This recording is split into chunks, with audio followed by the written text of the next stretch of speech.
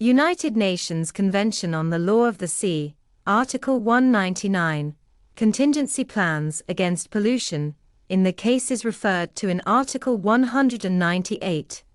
states in the area affected, in accordance with their capabilities, and the competent international organizations shall cooperate, to the extent possible, in eliminating the effects of pollution and preventing or minimizing the damage.